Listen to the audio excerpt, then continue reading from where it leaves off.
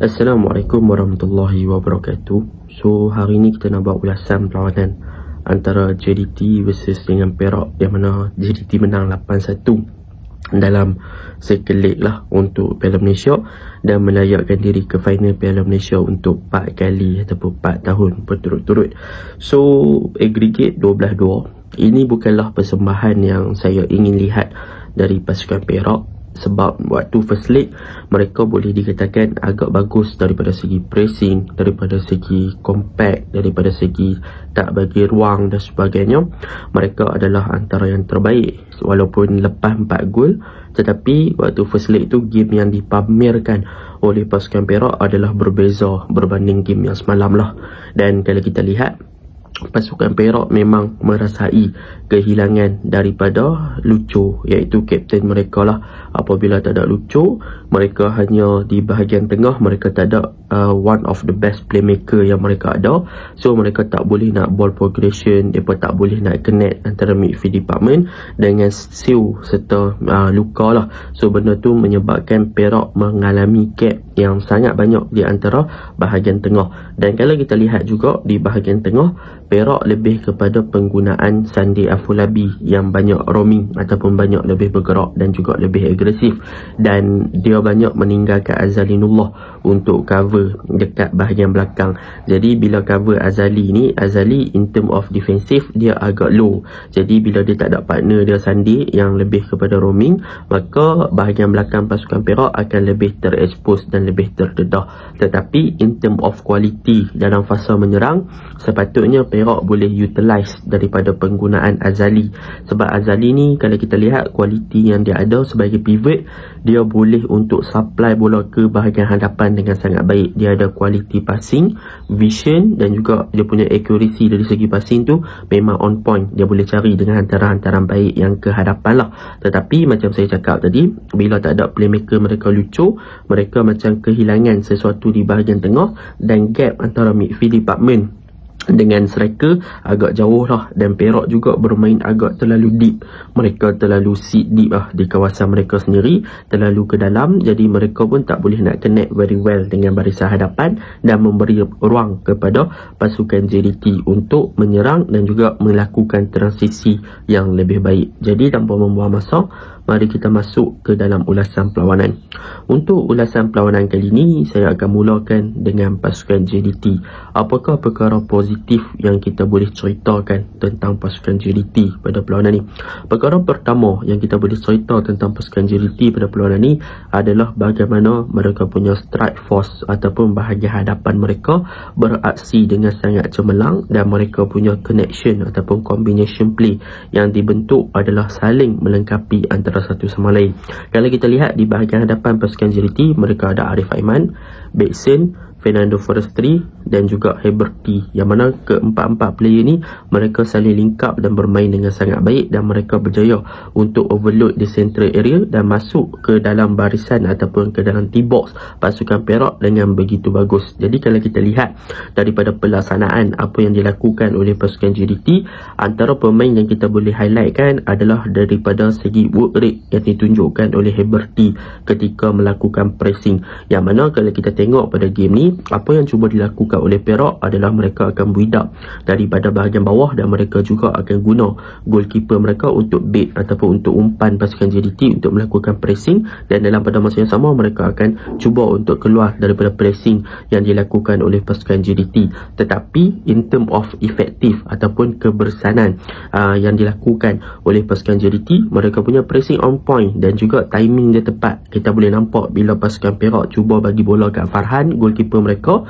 dan Farhan cuba untuk bait ataupun tarik pemain JDT untuk melakukan pressing, Farhan agak lambat untuk scan ataupun cari player Perak yang berada dalam kedudukan yang kosong untuk dia release the ball. Maksudnya untuk dia supply bola ke bahagian hadapan lah. Jadi timing daripada pressing oleh JDT adalah lebih laju daripada timing yang dilakukan oleh goalkeeper pasukan Perak untuk release the ball, yang menyebabkan pasukan JDT di bahagian serangan berjaya untuk merampas balik bola tersebut di kawasan pasukan Perak lah. Dan dan kita boleh nampak ada beberapa pressing yang dilakukan oleh bahagian hadapan JDT, terutamanya daripada Heberty, berjaya menyebabkan kesilapan daripada goalkeeper pasukan Perak dihukum dengan mudah lah. Jadi benda-benda macam itulah yang menjadikan pasukan JDT adalah lebih efektif. Sebab apa? Sebab mereka pressing on the ball sewaktu pasukan lawan ada possession adalah lebih bagus. Kalau kita bandingkan pressing antara JDT dan juga bahagian hadapan pasukan Perak adalah berbeza. Kalau kita tengok Perak punya pressing, mereka juga cuba untuk melakukan tekanan ke atas pasukan JDT sewaktu JDT play from the behind lah, daripada bahagian bawah dengan penggunaan Shihan.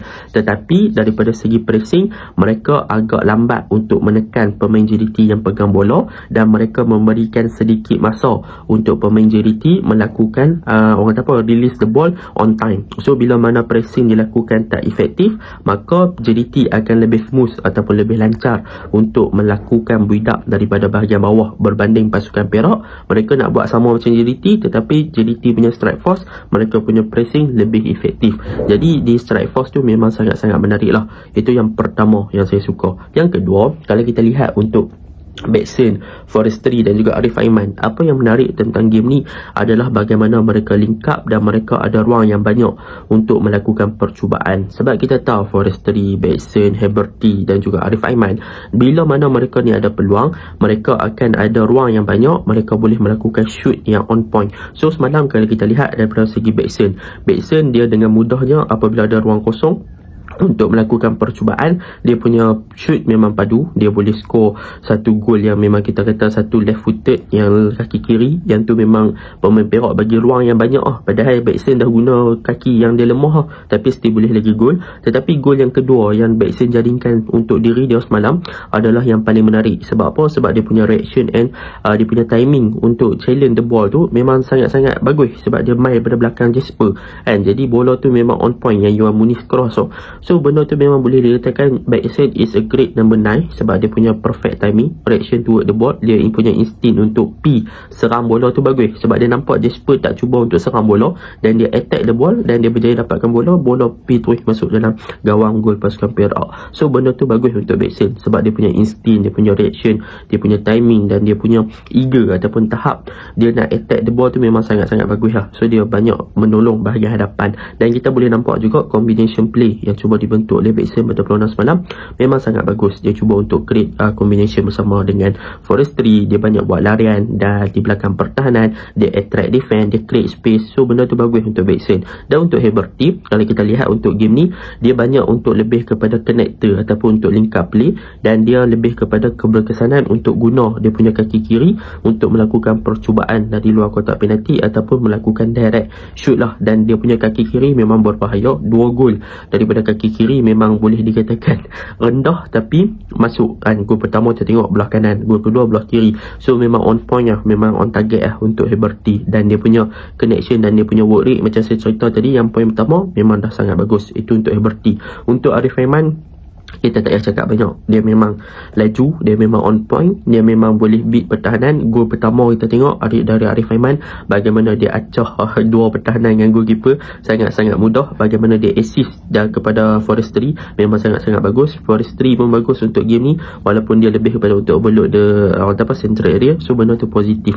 Untuk strike force tak ada masalah, mereka dah bermain dengan sangat baik dan mereka gunakan ruang yang mereka ada untuk hukum kesilapan daripada pasukan Perak. Itu yang kedua. Yang ketiga, kalau cerita tentang Oscar Arribas untuk game ni, kalau kita boleh katakan, bagi saya Oscar Arribas is one of the best flexible player yang JDT ada. Kiri boleh main, kanan boleh main. So game ni kalau dia main kat bahagian kiri, kita boleh nampak dia banyak cut in, dia banyak masuk ke bahagian tengah lah, and untuk bantu bahagian hadapan. So that is a good thing. Dia tak macam Kobe Ong more to cover up bahagian wide area ataupun hold the touchline. Tetapi untuk Oscar Arribas, dia lebih banyak jadi typical winger untuk cut in, dia masuk ke dalam untuk connect dengan bahagian hadapan. So itu berbeza dengan Kobe Ong. Tetapi bila dia masuk second half, Kobe Ong masuk, kita boleh nampak yang Kobe Ong punya effectively untuk cover wide area adalah lebih bagus di bahagian kiri berbanding Oscar Arribas in term of balancing ataupun kestabilan, dan juga daripada segi transition, dan juga more untuk cover up bahagian wide area daripada segi closing. So benda tu positif lah. Jadi perbandingannya dengan Kobe Ong kat situ.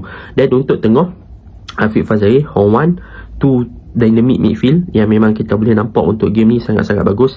Mereka berdua sangat cemerlang. Afiq Fazai dan juga Hong Wan, mereka berjaya menstabilkan bahagian tengah. Mereka membantu build-up pada bahagian bawah. Afiq Fazai drop lebih kepada right half space, Hong Wan cover central and left half space. Tetapi Hong Wan macam biasalah, dia more to cover up defend dan dia push untuk Feroz dan juga Jody Ahmad boleh join the attack. Benda tu bagus. Dan untuk game ni saya suka sebab Matt Davis, sebab dalam sistem back 3 JDT untuk kali ni, Matt Davis memang kita boleh nampak pure ataupun mostly dia berada dalam kedudukan lebih kepada inverted fullback, iaitu dalam pasal back 3 dia akan lebih masuk ke half space ataupun lebih kepada central. Jadi benda tu adalah benda yang bagus lah, dan dia membiarkan dan juga membebaskan Arif Aiman untuk exploit kawasan kanan di kawasan yang lebih tinggi. So dia banyak lebih kepada tactical JDT sebab mereka nak cuba untuk overload di central area, bahagian tengah lah, even the half space kanan ataupun kiri mereka akan cuba overload. Sebab tu kita boleh nampak yang bahagian JDT di bahagian winger mereka akan di cover up oleh Arif Aiman ataupun Oscar Aribas ataupun Kobe On di second half. Jadi benda tu positif lah, dan selebihnya mereka akan cuba attack in the middle. So benda tu menyebabkan ball progression mereka lebih lancar. Sebab apa mereka boleh jadi smooth? Sebab Perak sendiri bagi ruang, and so Perak punya pressing tak on point, mereka punya sip terlalu deeper, dan benda tu agak menyebabkan Perak tak boleh buat something lah, dan JDT bermaharaja lela. Dan untuk lah, benda yang boleh saya puji untuk JDT yang lah adalah daripada segi pertukaran pemain. Bawa masuk Yuan Muniz, memang Yuan Muniz pun jadi lebih kreatif in term of hantaran dan juga orang kata apa, create chance daripada hantaran-hantaran lambung ke bahagian hadapan dan juga crossing. Untuk Syafiq Ahmad, the revive of Syafiq Ahmad respond ataupun daripada segi dia punya penjenamaan semula. So Syafiq Ahmad dia masih lagi striker yang berbahaya. Bila hantaran kepada dia, dia memang on point, dia boleh tanduk, dia boleh shoot dan sebagainya. Cumanya kepala dia tu memang extraordinary lah, like heading dia lagi bagus daripada kaki dah. And so benda tu memang positif lah, kan? Dia kalau guna kepala gol, kalau guna kaki jarang nak gol lah. Tapi in term of positioning, work rate dan juga dia punya finishing on point. So benda tu kita bagus lah. Saya rasa untuk skuad Harimau Melaya dia akan ada peluang lah untuk dapat balik.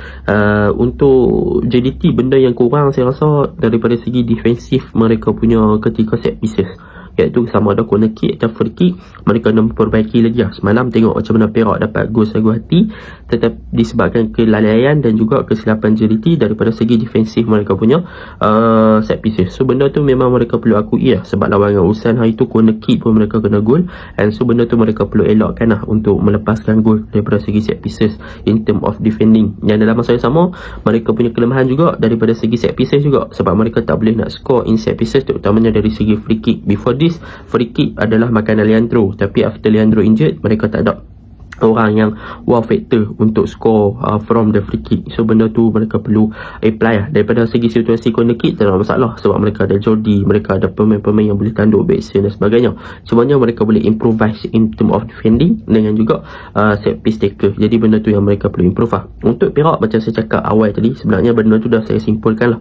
Perak untuk game ni mereka terlalu sit deep, mereka menyebabkan bahagian defend mereka berada di dalam wilayah ataupun di box mereka sendiri. Jadi benda tu mereka dihukum, mereka ball watching, mereka tak pressing, mereka bagi ruang, mereka dihukum. Goalkeeper mistake pun banyak, goalkeeper banyak buat mistake apabila di pressing dan juga cuba untuk bait tak berjaya, mereka dihukum secara menyeluruh, gol kedua dan gol ketiga. Midfield department tak nampak, hanya Azali, Sandi lebih kepada roaming. Jadi bila roaming sangat, dia tak boleh nak connect well in term of defensive nak bantu Azali. Dalam attacking pun dia tak boleh nak bantu sangat, sebab Sandi ni bukannya typical playmaker ataupun attacking player, dia lebih kepada untuk bagi coverage yang bagus kepada bahagian tengah in term of defensive dan protection sewaktu pasukan Perak menyerang. Jadi di hadapan kita boleh nampak Sio dan juga Luka lebih isolated, dapat bola tak boleh nak go banyak lah, 1Z pun tak apa nak hidup. So memang mereka merasai kehilangan lucu lah. Jadi pressing mereka pun macam saya cakap tadi tak on point, banyak memberi ruang. So benda tu yang Perak kena baiki lah, memang tak nampak macam Perak yang sebelum ni lah. Itulah ulasan saya. Assalamualaikum.